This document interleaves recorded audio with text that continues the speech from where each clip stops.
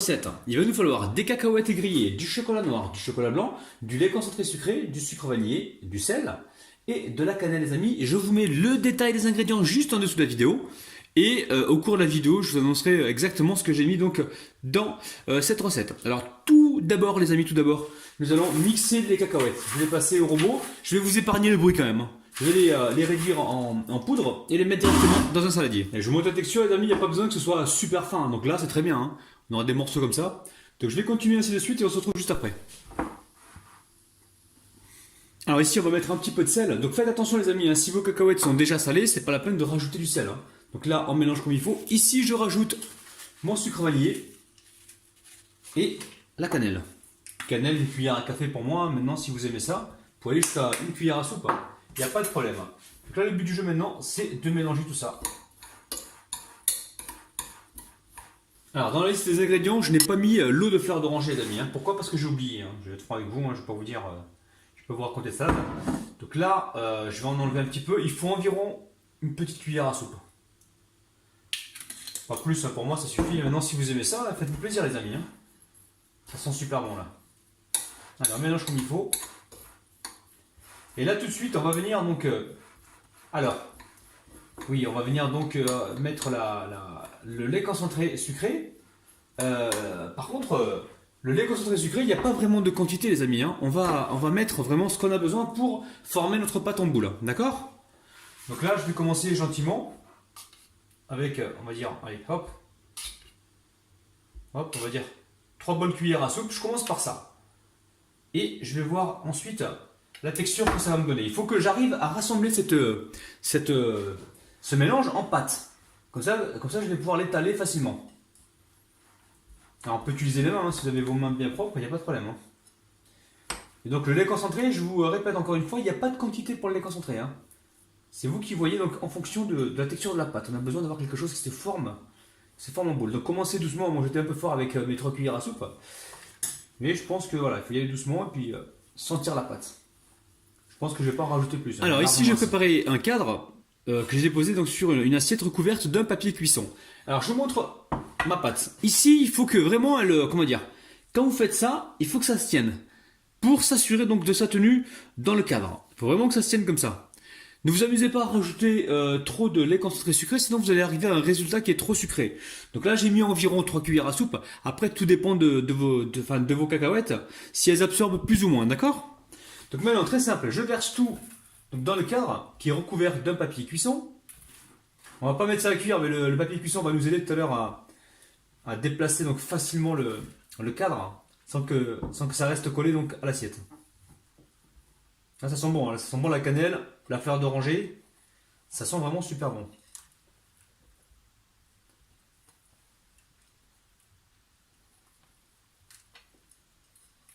Alors j'ai changé de cadre, hein. J'en ai pris un plus grand parce que là il était trop petit celui-là. Donc ici vous récupérez soit un verre ou soit, comme moi, un petit poussoir. Et là le but du jeu c'est de former quelque chose de régulier.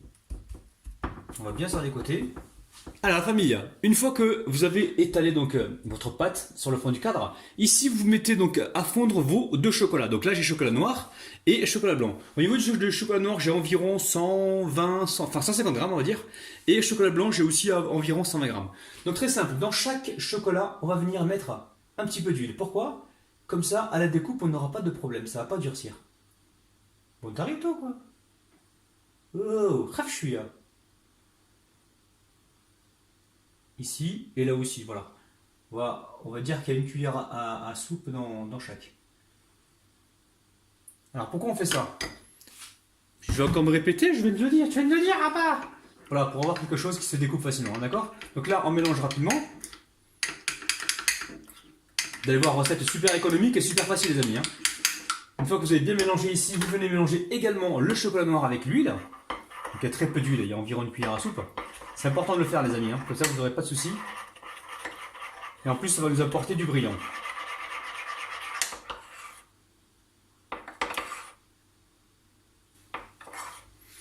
Alors on va commencer par le chocolat noir. Je vais en mettre un peu partout. On va déposer des tas. Vous allez voir c'est pas compliqué, c'est super facile, hein. Un petit tas par-ci, un petit tas par-là. Le but du jeu c'est de marbrer le dessus. Donc il n'y a pas besoin que ce soit super nickel, hein. Enfin super nickel au niveau du du déposage de chocolat sur la pâte. Hein. Non mais un peu partout, hein. Le but du jeu maintenant c'est vraiment d'avoir un effet marbré. Hein. Mais qu'est-ce qui se répète? Merde! Alors, gaspille pas le chocolat, on essaie de tout mettre. Allez, ici on vient en mettre un peu partout, dans les endroits qui n'ont pas été chocolatés. Et on récupère un couteau ici et on vient comme ça marbrer gentiment. Passe partout et en même temps on s'arrange pour étaler du chocolat un peu partout. Alors, n'hésitez pas à venir choper le cadre comme ça pour essayer de répartir bien le chocolat sur les côtés. Alors de temps en temps, n'hésitez pas à venir secouer comme ça hein, pour en mettre bien partout. Et là les amis, direction le frigo. Hein.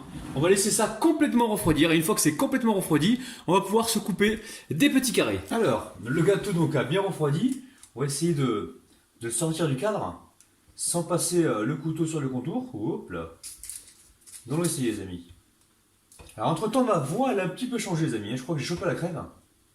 Mais c'est pas grave. Hop. Alors oui, ça se retire facilement, il faut juste être un peu délicat parce que sinon on risque d'endommager le gâteau.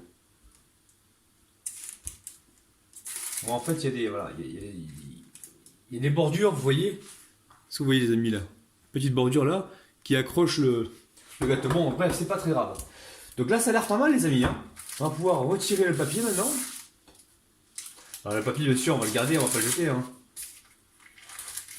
Hop. Et on va pouvoir se couper des jolies parts. Alors, je sais pas si je prends le couteau-ci ou le couteau normal. Alors, on va voir ça de près. On va se faire des petits carrés comme ça, là, des petits rectangles. Je vais commencer avec ça, je pense que ça a l'air pas mal. Sinon, je vais prendre le couteau-ci. Je vais voir. Je vous dirai quel est le mieux pour moi. On va y aller avec souplesse et délicatesse. Bon là il est encore froid, je vais le sortir du réfrigérateur. Alors le couteau assis me paraît bien, je vais continuer avec ça. Donc, je fais d'abord un bon marquage, voilà. Je repasse une deuxième fois. Pour ça je vous ai dit les amis, le chocolat, mettez une cuillère à soupe d'huile dans chaque chocolat pour éviter justement que ça soit trop dur. Donc ça y est, j'ai découpé mes petits gâteaux. Alors si j'ai un conseil à vous donner, mettez suffisamment de lait concentré sucré pour que le sablé puisse tenir les amis. Si vous en mettez pas assez, ça ne va pas tenir. Donc moi j'ai mis environ 3 cuillères à soupe, mais vous tout dépend de ce que va absorber en fait la cacahuète.